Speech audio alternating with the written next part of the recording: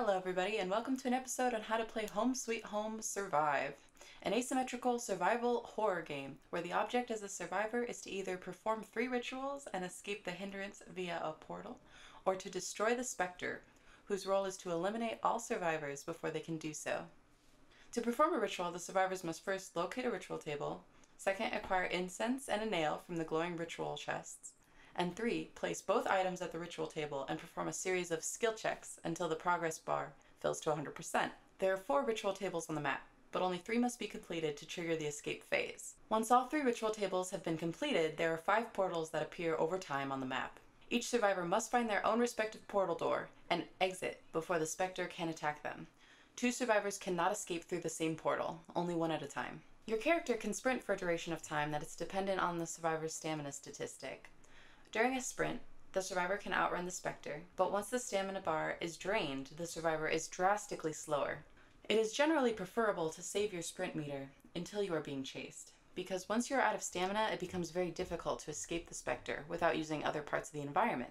You can traverse the map via vents, urns, or drop-off points. The specter cannot utilize these, so they are important in learning survivor chases, therefore giving your team time to do rituals. Using a vent or an urn creates a 15-second cooldown, so they can't be used again for that duration of time, and the specter can see where you end up. Drop-off points deal a small amount of damage, but the specter cannot follow you down, so this is a great way to escape, given that you have enough HP. You can also close doors, hide in lockers, and crawl through holes in the wall. But all 3 of these structures can be destroyed by the specter, so take care not to rely on them too much. I have also found that you can actually be hit from the other side of the wall when climbing through holes, so be mindful of that.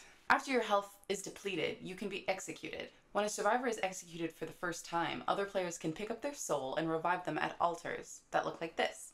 A revive takes about 12 seconds and requires no skill checks. But if the progression bar is interrupted by leaving the altar or getting hit, you have to start over when you attempt again. After being in soul form for 120 seconds, the survivor is killed and out of the game, unless you're playing Jane and can resurrect yourself. Generally speaking, it's a good idea to open doors at the beginning of each round, as closing the doors on a specter forces them to waste time destroying them, buying you precious time to get away, and you don't want to have to hassle yourself with trying to open a door while being chased.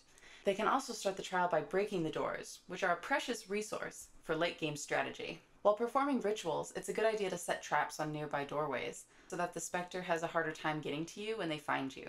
Remember that being struck while performing a ritual is particularly punishing, so you want to avoid that if you can. You can decipher which phase the ritual tables are at by coordinating the colors on your HUD here with the auras of the ritual tables that you see on the map. The character portraits show healthy or injured survivors and if they've already been resurrected. You can also loot red chests, which give you items to use during your game.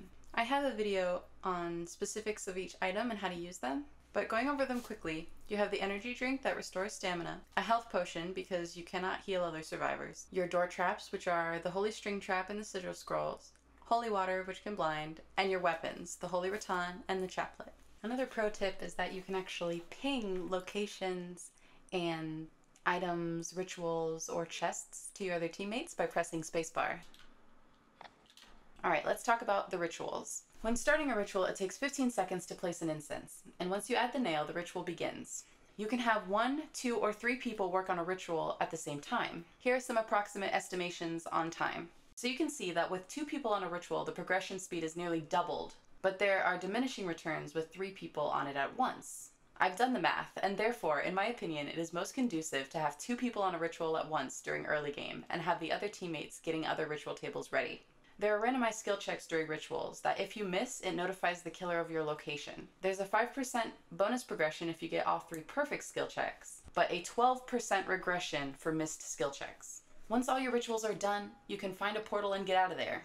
Or you can assemble your team and take out all your rage on the specter through sweet revenge. The choice is yours. Each completed ritual lowers their damage reduction, so this is something to focus on at endgame for the most part.